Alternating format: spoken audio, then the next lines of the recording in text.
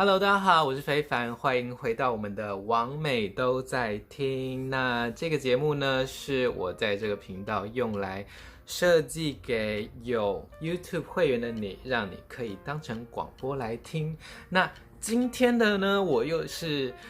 没有要讲故事，我要来推坑现在当红的动物之森哦。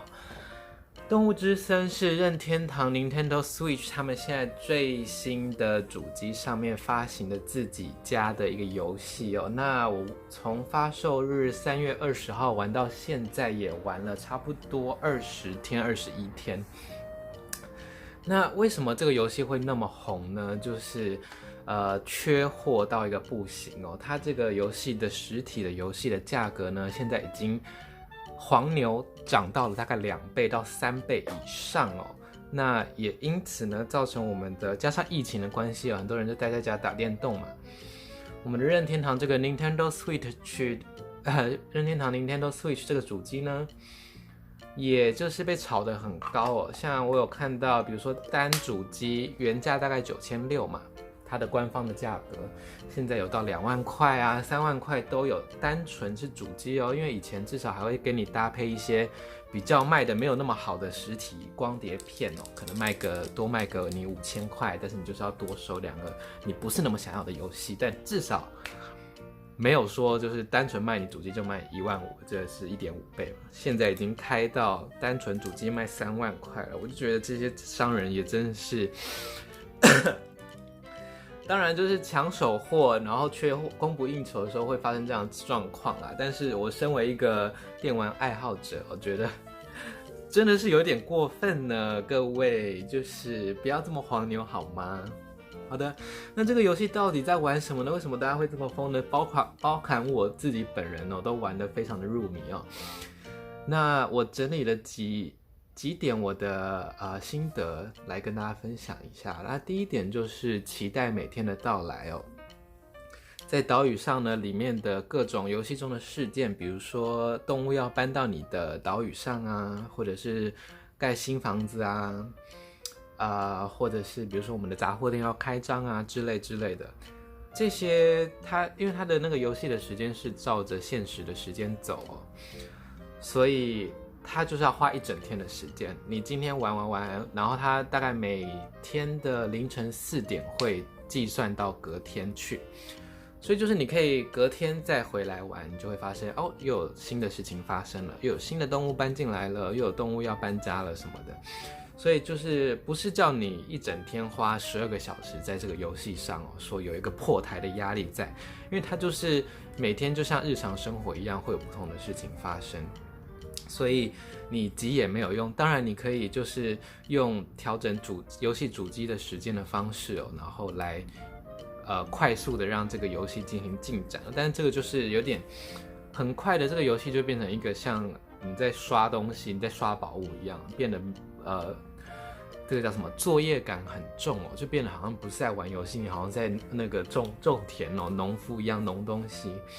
所以呢，其实你就是我觉得顺着玩下去就好。调日期其实是一个蛮累人，然后很快就会让这个游戏对你来说变得很无感的哦。再来呢是打造自己的岛屿哦，就是这个岛说大不大，说小也不小。说真的，你整个从最外圈这样子用人物给它奔跑，这样子绕一圈，大概也要3-5分钟左右。那上面你可以放各种不同的花啊、树啊，然后有非常多的物件跟衣服，你可以摆设在你的装饰你的岛屿哦。那玩到游戏后期呢，就可以开启我们的岛屿创作家的这个功能哦。那你就是可以创造一些山崖呀，就是创造一些高低差啊，然后你的河川也可以自由编辑啊，你可以有一个全部都没有河川的岛屿，或者是你可以到处都是河川的岛屿哦，就是等于是跟动了它原本你出生的你登岛的那个岛屿，你可以完全把它改造成别的哦，就是自由度非常的高。然后再加上这个游戏里面有一个设计师功能哦，编辑器功能，它就是有点像小画家一样。那这个小画家呢，你画出来的这个游戏里面的这个图片，或者是你从电脑扫的一些点阵图，因为它就是一格一格的这样子，你就是可以把它铺在游戏的地板上，当成比如说我们的地砖，然后铺成各种拼成不同的图片，像就有人拼一些比较是政治理念的啊，比较是酷手搞笑的啊，或者是有人会扫描一些漫画的画面，然后把它拼成一个漫画的样子啊。那这个编辑器呢，除了可以放在地板上之外呢，你还可以就是编辑角色的衣服，所以就是很多人就会画很多动漫角色的衣服啊，比如说海贼王的衣服啊，比如说刀剑神域的衣服啊，或者是你可以换你自己的衣服在里面哦。所以这个编辑器就等于是给了玩家一个无限的想象空间跟无限的玩法哦，就是像有人会画一些血迹啊，然后把它拼成就是到处都是血迹，就是把这个可爱的游戏变成一个恐怖风格哦。所以这个编辑器几乎就是为这个游戏在做了一个延伸哦，就等于你只要愿意去花时间绘画，然后呢或者去扫描、去拼、去弄，那就是玩法就是无限啊，因为永远都会有新的图像出来这样子。那在网络上也有非常多的资源哦，然后就是可以。比如说有你搜寻动物之声的地板哦，就可能有上千种人家设计的地板，你可以选到，而且都是免费的资源，所以也不是说你需要花游戏币买哦，你只需要扫描而已。所以这个编辑器的功能非常的强大哦，也就是大大的延伸这个游戏的可玩性哦。再来呢是可爱疗愈的动物居民的部分哦。因为其实我玩这个游戏之前呢，我一直在找就是那种经营模拟，但是我要很悠闲放松的。就是虽然很多游戏，比如说《牧场物语》好了，那个我们最近也是在 Nintendo Switch 上，应该是去年底吧，去年底今年初重置的《牧场物语》。我本来想说，牧场可以就是种田啊、养鸡养鸭啊，应该是非常舒服休闲的游戏，但是没有，《牧场物语》非常的疲劳哦，就是你很像在上班一样，就是你要找赌马，比如说你要赌马，你要一直重新读档啊，赌到那个赌中了你才可以赚钱啊什么的，压力之大啊，所以我后来其实玩一玩我就不玩了。那在动物之声不会哦，那里面的居民都非常的疗愈，就是我想应该很难有人会不喜欢动物的吧？它动物有超过10种哦，无尾熊、鸡鸭、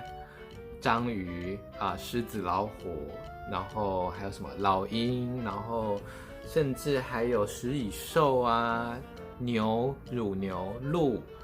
山羊、绵羊，就是它光羊就是这样有细分哦，狗啊、猫啊都有，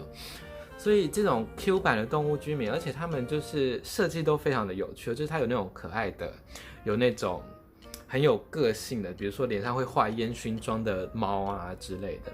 或者是那种小丑羊啊，就是它是穿着小丑装这样子，然后它的毛色也非常的有趣，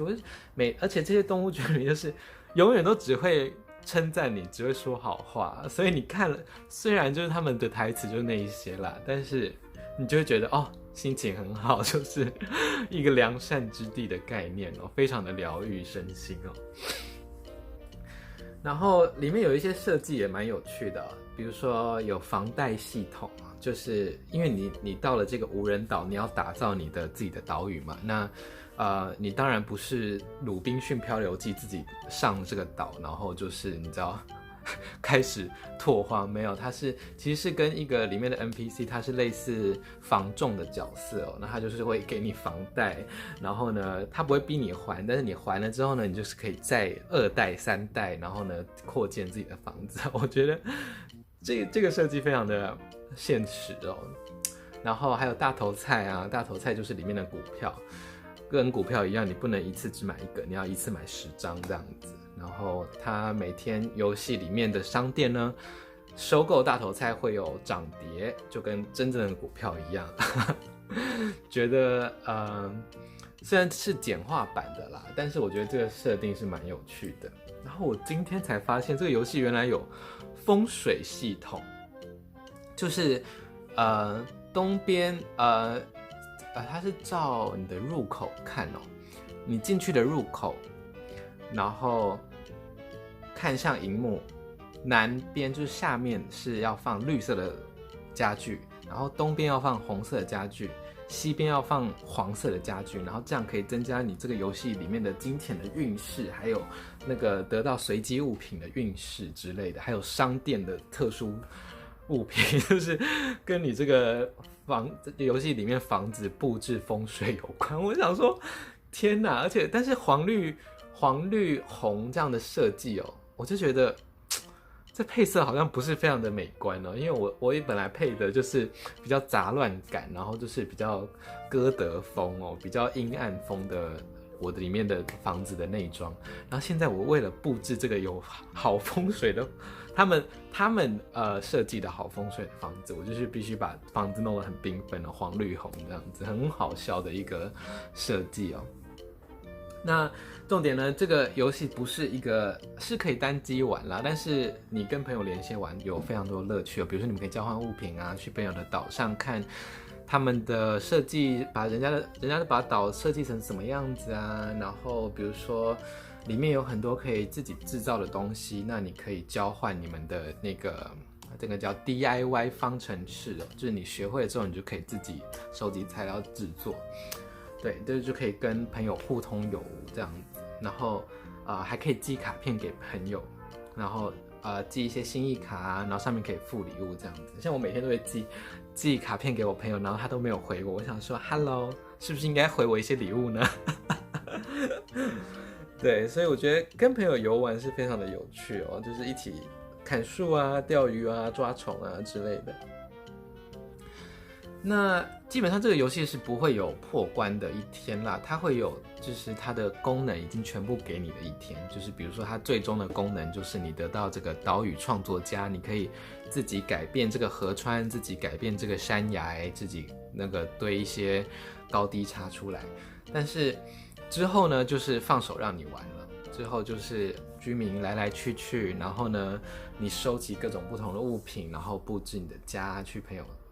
友家玩这样子哦，所以它没有一个真正的破关哦，但就是每天呢可以上去玩一下，就是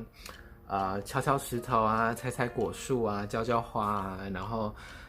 布置你的新家这样子。那我觉得这个游戏非常适合那种你喜欢玩换衣服游戏的，甚至设计衣服。你喜欢设计家里的摆饰啊，然后甚至有一个小岛让你去发挥你的创意哦。对，我觉得就是这种喜欢布置东西的这一块，适合这样的人去玩这个游戏。对，那我也期许呢自己1年后还在玩这个游戏，因为我说嘛，它就是每天的日常这样子，就每天上去玩一个30分钟、20-30分钟、1小时这样子，其实就很够了啦。就是每天该发生的事情就发生了。对，那这可能也是为什么这个游戏现在那么红的原因吧。我觉得加上最近的疫情的关系啦，就是大家可能很多人都待在家里的时间也长。那也因为疫情的关系呢，像